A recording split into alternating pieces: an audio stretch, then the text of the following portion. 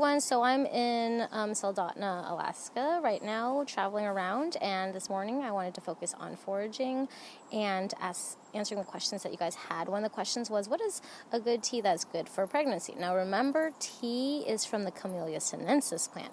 So what I'm talking about is what botanical, what herbal is good for pregnancy. And so I found over here some raspberry plants. Hey Jana, thank you for joining us.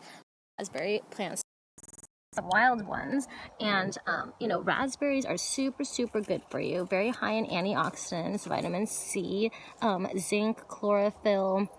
I mean, not chlorophyll, like the green leaf part will have some chlorophyll in it. Zinc, magnesium, potassium, and yeah, I'm gonna eat them because I love having raspberries for breakfast. But when you think about it, raspberries, the leaf, if you actually cook it instead of steeping it or drying it out first, you're gonna have more of the nutrients in it. So when we talked about matcha earlier this week, we talked about that it's potent because of the way it's grown, produced, and consumed. So when you think of other botanicals that aren't grown a special way, you're going to want to think about that botanical. What is the potency for it, and why would you consume it that way? So from a family of chefs, we know that really good quality foods have way more potency. So instead of drying out your raspberry leaves, why don't you just think about actually eating them? So if you're pregnant, red raspberry leaf, which is a different varietal that is actually native to Asia, parts of Asia, and it's not necessarily the same varietal, but it's still raspberry. You can harvest these leaves, you can cook them down fresh, or just eat them and put them in a salad.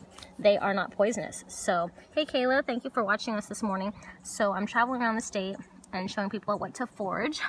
They are very potent in antioxidants, and that's also why they're good for people who are pregnant or people who are not. They're good for anybody, really. So, anyways, remember, think about just consuming this as a food instead of just as a herbal tea.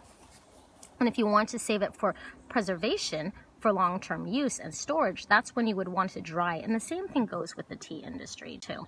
So when you're thinking about different botanicals and uses for them, why are you foraging them? So we have a lot of celebrity chefs that are using foraging and using it as consumption as food. And so when you think about wild harvested botanicals or herbals, think about eating them fresh if you can, and drying them is only for preservation.